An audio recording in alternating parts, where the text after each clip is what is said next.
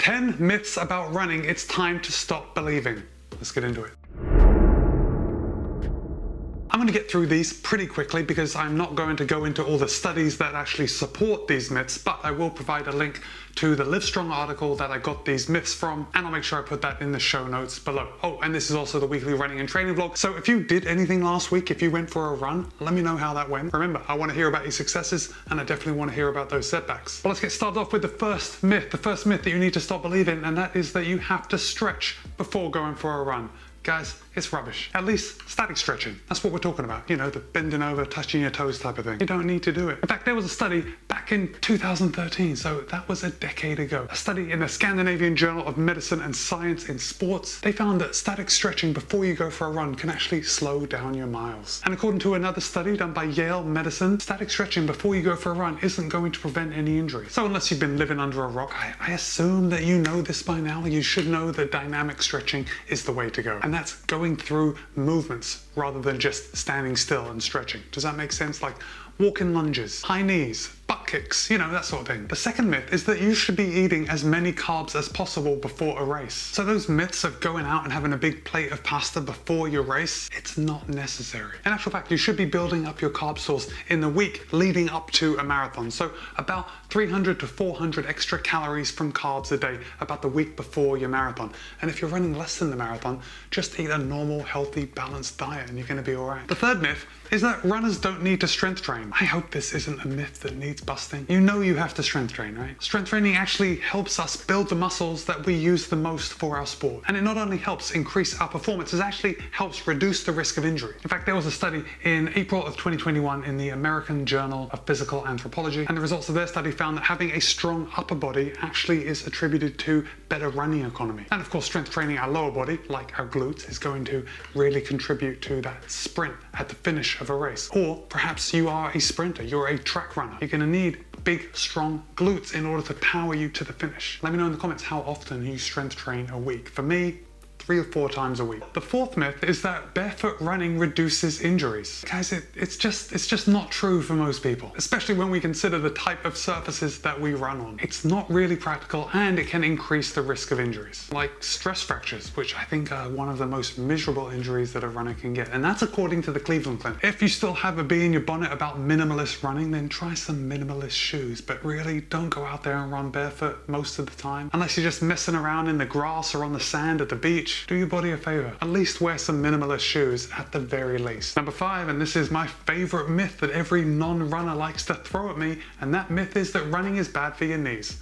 My friends, it's not. And of course there are studies to back this up. In fact, all the way back in 2017, there was a study in Arthritis Care and Research, and they found that during the 10-year span of their study, runners were not at a higher risk than non-runners at developing knee osteoarthritis. Of course, if you look at it from the perspective of a non-runner and you as a runner develop knee osteoarthritis, they are going to say, it's because you're a runner. Maybe you shouldn't have run so much. I really don't know what you do in that case. No giving them the studies, no showing them the evidence is going to convince them that your running didn't give you knee osteoarthritis. Probably best to just walk away. Okay, the 6th myth is that muscle cramps are caused by dehydration and the loss of electrolytes. So obviously, having a good electrolyte balance, especially potassium and sodium, that's very important to us to keep healthy during a run. However, if you start to develop cramps, it's unlikely it's actually because your sodium or potassium levels are decreasing. And this is based on a 2011 study in the British Journal of Sports Medicine. And they compared blood electrolyte and hydration levels of 2 groups of Ironman triathletes. One of the groups experienced cramping, the other did not. And you know what they found?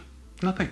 They didn't find any difference. And they concluded that the cramping that some triathletes experienced was due to an increased running speed and not because of low hydration or electrolyte levels. I don't know. I mean, you know what? That one, let's put a pin in that. There isn't enough information in what I just said to fully support it, in my opinion. What do you think? Let's move on to the 7th myth. The 7th myth that runners need to do away with is that changing your running style is going to improve running economy. Now, this isn't to say that changing parts of your running, maybe improving your gait, your arm swing, something like that. It's not saying that that isn't going to make you a better runner, but we're talking about running economy. And running economy ultimately comes down to how well a person uses oxygen while they're running. And when it comes down to it, changing your arm swing or landing more forefoot rather than on your heel, that's not going to change how your body processes oxygen. It's not going to change how efficiently you use that oxygen. And of course, there is science to back it up. In 2014, in the Journal of Strength and Conditioning Research, researchers looked at a running technique called mid-stance to mid-stance running. And that mid-stance to mid-stance running technique actually focuses on shortening your stride length. And in a nutshell, they concluded that the mid-stance to mid-stance running technique had no effect on running economy. Thoughts? Let me know. The 8th myth that runners need to do away with is that running on a treadmill has no relation to running outside. And ultimately, that is just not true. It takes the same mechanics to run on a treadmill as it does to run outside. Now, obviously, when you're running outside, the scenery is going to be a bit nicer. And a 2019 study published in the Journal of Sports Medicine found that your heart rate and oxygen intake are just about the same as if you run on a treadmill or you run outside.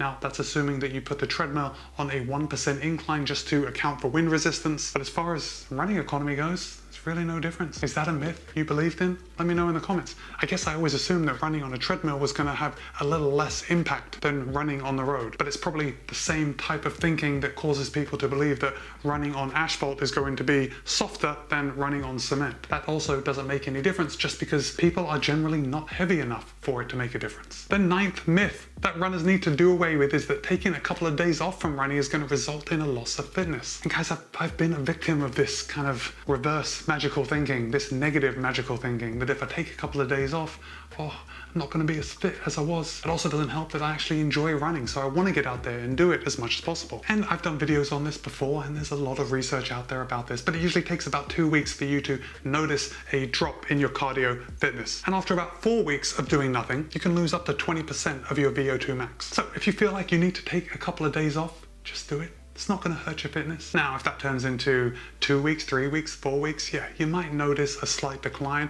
But if you don't feel like running for that long, there's probably a reason behind it. It's probably going to benefit you to take that time off, but don't worry, because you're going to get that fitness back very quickly. If you need to take time off, just take it. I am talking to myself more than anyone out there. And finally, the 10th myth that runners need to do away with is that running is only for the young and fit. Perhaps you're not a runner, or you used to be, and you want to get back into it. Make sure you check with your doctor. And obviously you don't want to have any medical conditions that stop you from doing it. But if you don't, get out there, give it a go. Also, there's nothing that says that you have to run all the time to be a runner.